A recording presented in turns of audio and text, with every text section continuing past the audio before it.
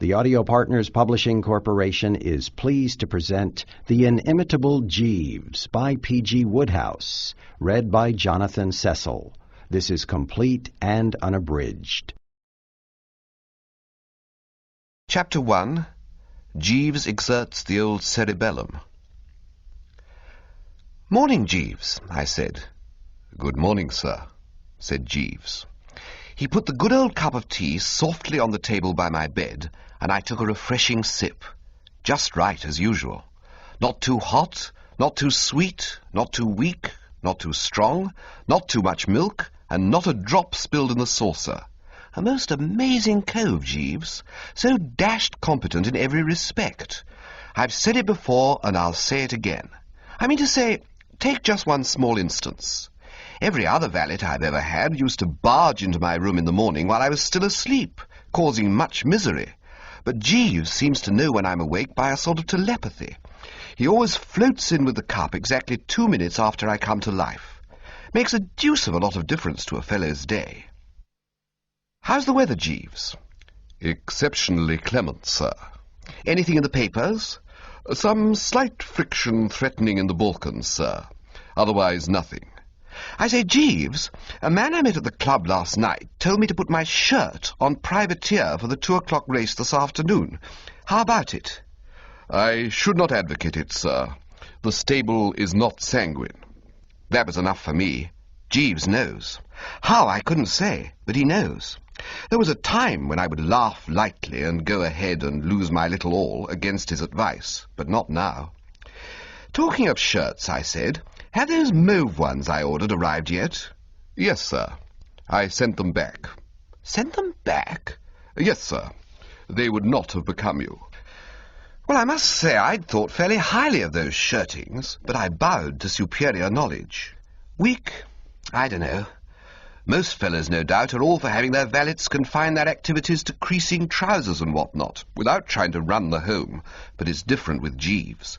Right from the first day he came to me, I have looked on him as a sort of guide, philosopher, and friend. Mr. Little rang up on the telephone a few moments ago, sir. I informed him that you were not yet awake. Did he leave a message? No, sir. He mentioned that he had a matter of importance to discuss with you, but confided no details. Oh, well, I expect I shall be seeing him at the club. No doubt, sir.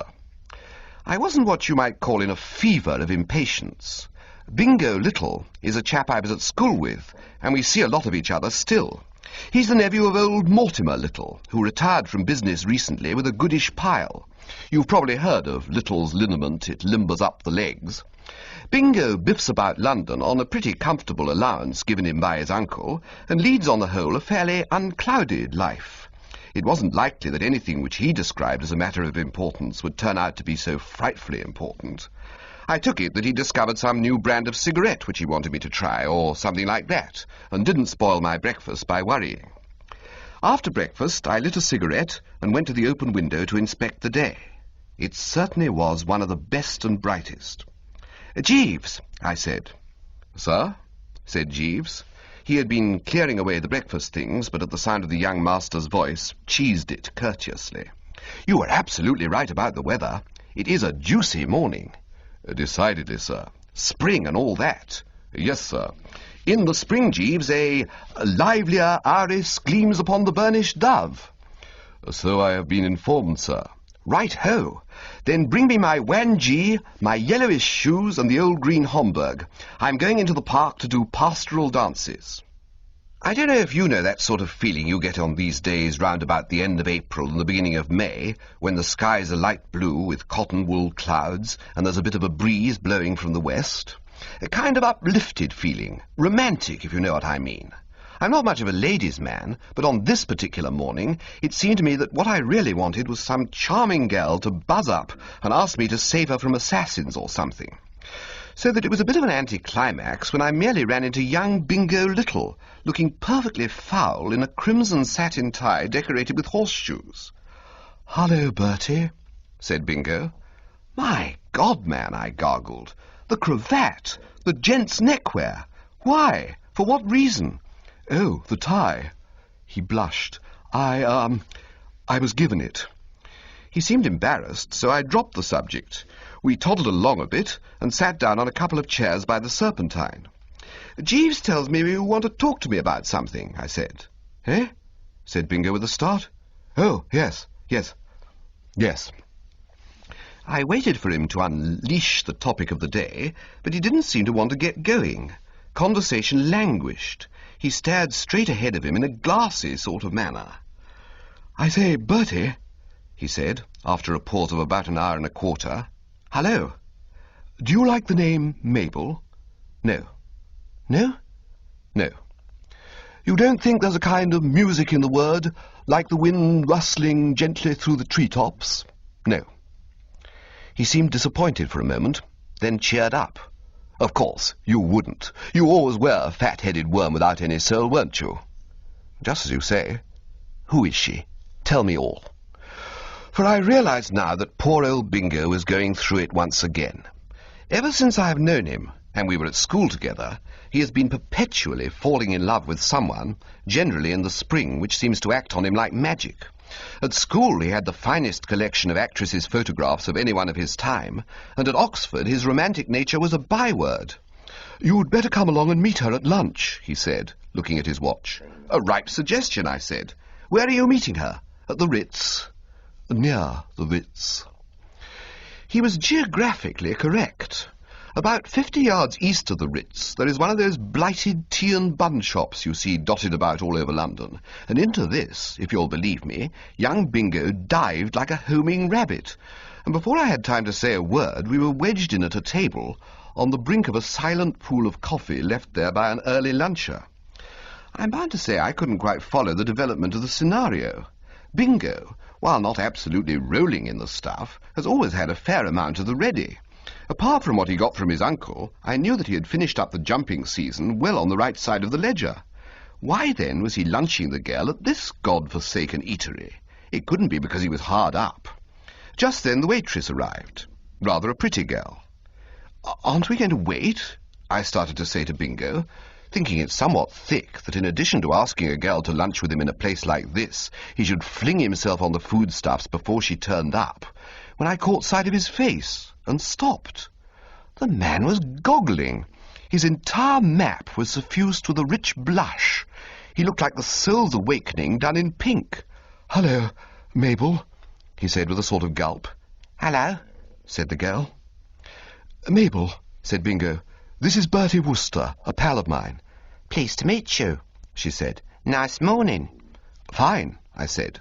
"You see, I'm wearing the tie," said Bingo. "It suits you beautiful," said the girl. Personally, if anyone had told me that a tie like that suited me, I should have risen and struck them on the mazzard, regardless of their age and sex. But poor old Bingo simply got all flustered with gratification and smirked in the most gruesome manner. "Well, what's it going to be today?" asked the girl, introducing the business touch into the conversation. Bingo studied the menu devoutly. "I'll have a cup of cocoa, cold veal and ham pie, slice of fruit cake, and a macaroon. Same for you, Bertie." I gazed at the man, revolted. That he could have been a pal of mine all these years and think me capable of insulting the old tum with this sort of stuff cut me to the quick. "Or how about a bit of hot steak pudding with a sparkling limado to wash it down?" said Bingo. "You know, the way love can change a fellow is really frightful to contemplate. This chappie before me, who spoke in that absolutely careless way of macaroons and limado, was the man I had seen in happier days telling the head waiter at Claridge's exactly how he wanted the chef to prepare the sole frite au gourmet aux champignons, and saying he would jolly well sling it back if it wasn't just right. Ghastly! Ghastly! A roll and butter and a small coffee seemed the only things on the list that hadn't been specially prepared by the nastier-minded members of the Borgia family for people they had a particular grudge against. So I chose them, and Mabel hopped it. "Well," said Bingo rapturously. I took it that he wanted my opinion of the female poisoner who had just left us. "Very nice," I said. He seemed dissatisfied.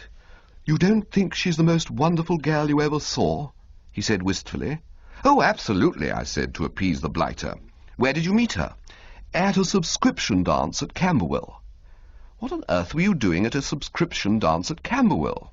Your man Jeeves asked me if I would buy a couple of tickets. It was in aid of some charity or other. Jeeves? I didn't know he went in for that sort of thing. Well, I suppose he has to relax a bit every now and then. Anyway, he was there, swinging a dashed efficient shoe. I hadn't meant to go at first, but I turned up for a lark. Oh, Bertie, think what I might have missed. What might you have missed? I asked, the old lemon being slightly clouded. Mabel, you chump. If I hadn't gone, I shouldn't have met Mabel. Ah. At this point, Bingo fell into a species of trance, and only came out of it to wrap himself round the pie and macaroon.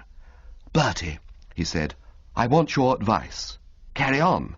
At least, not your advice, because that wouldn't be much good to anybody. I mean, you're a pretty consummate old ass, aren't you? Not that I want to hurt your feelings, of course. No, I see that.